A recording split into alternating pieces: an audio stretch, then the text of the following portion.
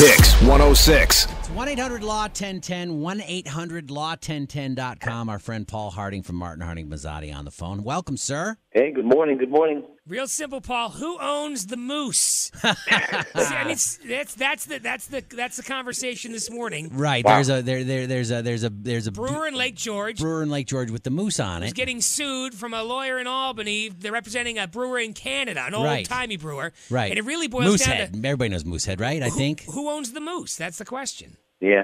You know, you can't really own the moose. It's one of those generic sort of terms that we could come up with. It could be Moose Radio. You could change your name to Moose on the Loose, or you Moose can't. on You the could use Loose a picture radio of a sounds moose. good. You could.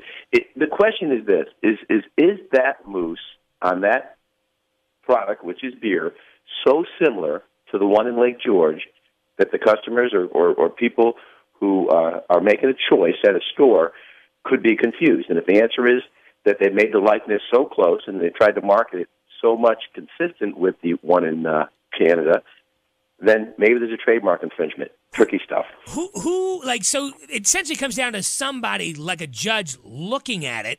And Exactly. is that all it boils down to? Is somebody going, yes, it is very similar, no, it's not? In essence, yes. But what happens in these lawsuits, a lot of times for trademark infringement, you have a claim brought, like there's one brought here.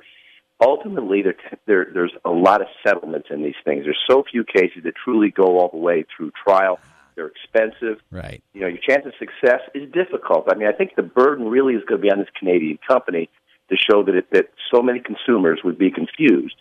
Like, We're looking at when I read that the beer. that Moosehead Beer owns not only like the name Moose, but the silhouette of a silhouette. moose's head, and Yeah. it seems crazy, right? It's the graphics and how close it looks, because, again, you can't trademark a moose. I mean, a moose is not something that one company can have. So it's the consistency of the marketing plan, the look of the moose, because, again, they all have different looks, and the way that even coloring and the different trademark that they use. So it's really technical, legal, boring stuff to most people.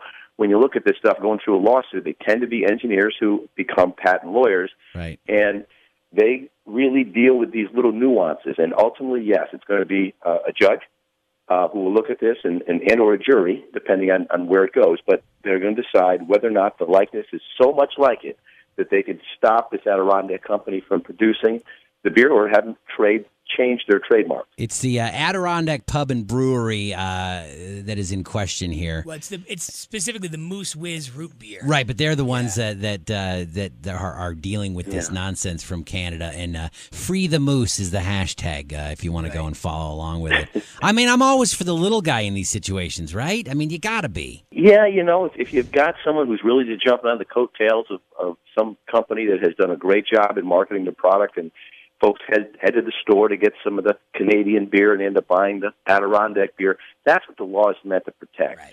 But often what you have is the big companies can use this technique, you know, the lawsuit technique, I guess, but to put the pressure on the smaller companies because the litigation is lengthy, expensive, and pretty intimidating. But you made a good point, though. There are smaller companies who can coattail on somebody's, 20-year-old successful campaign and maybe just go fishing for some kind of settlement, right? That happens. It goes both ways. The big guy's Sure. not always the criminal, Right. When marijuana gets legalized, we could start a shop called the Budweiser, Wizer or something Right, like they'll that. come Yeah. shut us down. may We'll want to wanna- buy out, but we'll be too high to make a good decision. That's right. You tell them the story, baby. Tell them the story. That's how it's gonna go. Oh, it's good, interesting stuff. Well, I'm gonna support Adirondack Brewery's Moose Whiz root beer on this one. Thanks, Paul. Thanks a lot, Paul. All right, guys. Paul Take Harding care. from Martin Harding and Mazzotti, 1-800-LAW-1010 and 1-800-LAW-1010.com. It's PYX 106.